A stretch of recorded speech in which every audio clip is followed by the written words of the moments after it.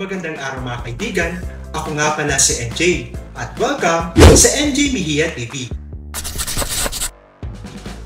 Dito sa ating channel, pag-uusapan natin ang mga paksang may kinalaman sa kultura, buhay, at politikang pang-Pilipino. Kaya, kung interesado ka sa mga paksang ito, siguradong magugustuhan mo dito. Huwag na rin kalimutang i-like, share, at mag-subscribe na rin para sa ating channel. Ngayon, simulan na natin ang ating talakayan. Tara, samahan niyo ako.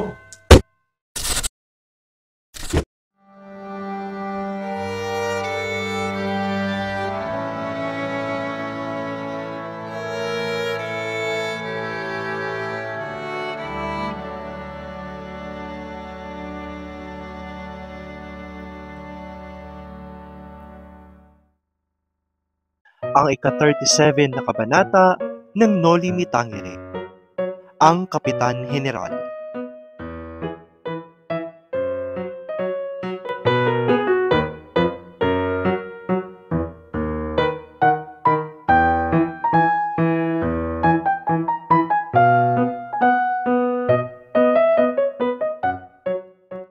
Sa kabanatang ito, ipinapakita ang unang pakikipagtagpo ng Crisostomo Ibarra sa Kapitan Heneral ng Pilipinas.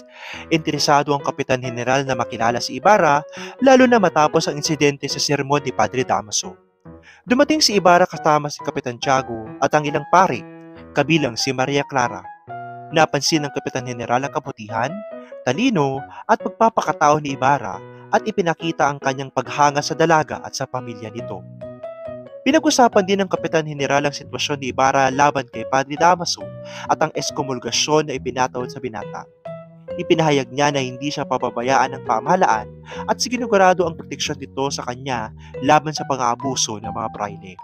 Bukod dito, tinanong niya si Ibarra tungkol sa kanyang paglalakbay sa Europa at sa layunin ng kanyang pananatili sa Pilipinas at ipinahayag ang paghanga niya sa dedikasyon ng binata sa kapakanan ng bayan. Nagbigay rin ng paalala ang Kapitan Heneral sa Gobernador Probinsyal at sa Kapitan Tiago tungkol sa tamang pakikitungo kay Ibarra at sa magiging kasal ni Ibarra at Maria Clara. Ipinakita rin dito ang maayos na pakikipag-ugnayan ng Kapitan Heneral sa mga Pilipino at ang kanyang intensyon na ipatupad ang katarungan hindi lamang sa mga praile kundi sa kabuuan ng pamahalaan. Sa huli, nagkaroon ng maikling pagkakataon si Ibarra na makausap si Maria Clara, ngunit hindi ito naging ganap dahil sa presensya ng ibang tao at takot na baka masaktan ng dalaga. Kaya't pinayuhan siya ni Sinang na isulat na lamang ang nais niyang sabihin.